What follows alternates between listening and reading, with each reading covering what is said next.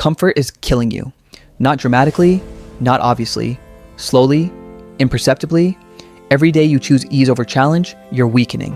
The Stoics knew this. They didn't just accept discomfort, they actively sought it, and it made them some of the most effective, resilient people in human history. Seneca was one of the wealthiest men in Rome. He could afford every luxury. Instead, he practiced voluntary poverty. Once a month, he would dress in cheap clothes, eat simple food, sleep on a hard floor. His friends thought he was insane. Why would someone with resources choose to live like he had none? Because Seneca understood something crucial.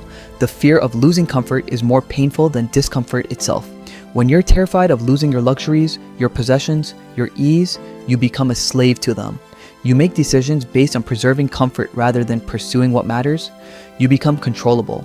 But when you regularly practice discomfort, when you prove to yourself that you can handle difficulty, you become unshakable. No one can threaten you with loss because you've already practiced losing. No one can control you with fear because you've already faced what you fear. This isn't theoretical, this is practical power. Think about the decisions you make every day. How many of them are driven by the desire to avoid discomfort? You don't have the difficult conversation because it's uncomfortable. You don't start the business because failure would be uncomfortable. You don't ask for what you want because rejection would be uncomfortable. Your comfort zone isn't protecting you, it's imprisoning you. And every day you stay inside it, the walls get thicker, the world gets smaller, your capacity for growth shrinks. The Stoics had a practice called poverty training. They didn't just think about being poor, they experienced it temporarily, voluntarily. They wanted to know, if I lost everything, would I be okay?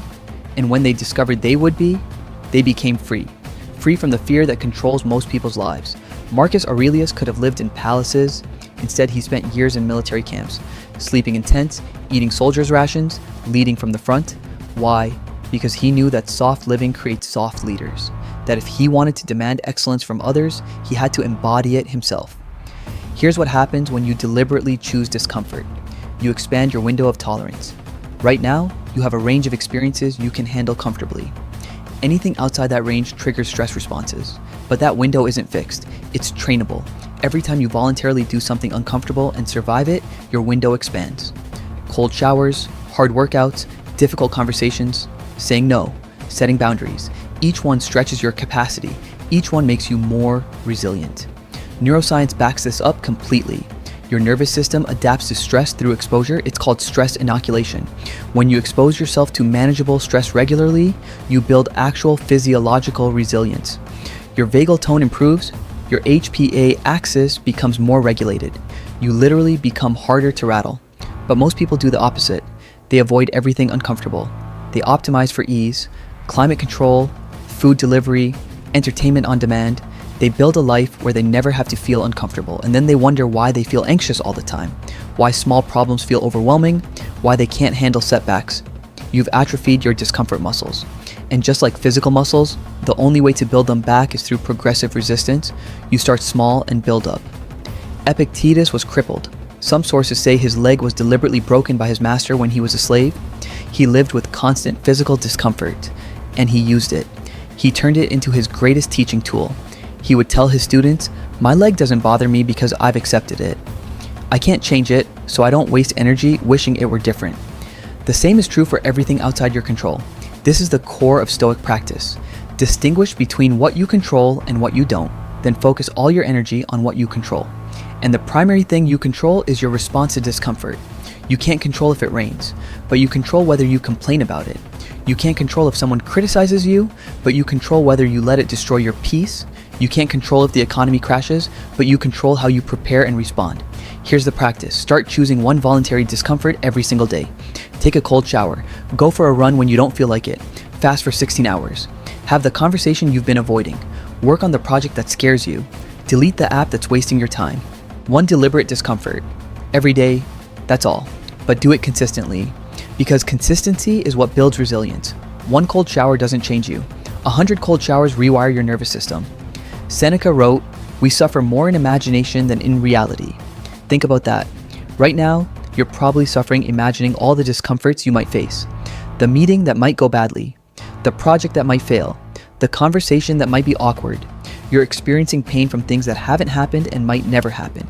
But when you practice voluntary discomfort, something shifts.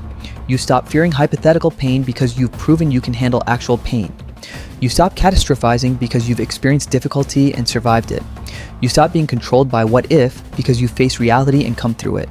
This is freedom, real freedom, not the fake freedom of having unlimited choices and zero obligations, but the real freedom of being okay no matter what happens, of knowing, deep in your bones, that you can handle whatever life throws at you. The Stoics weren't trying to eliminate all pleasure. They weren't masochists. They enjoyed good food, good company, beauty, love, but they didn't need these things. And that made all the difference. When pleasure is your master, you're a slave. When pleasure is something you can take or leave, you're free.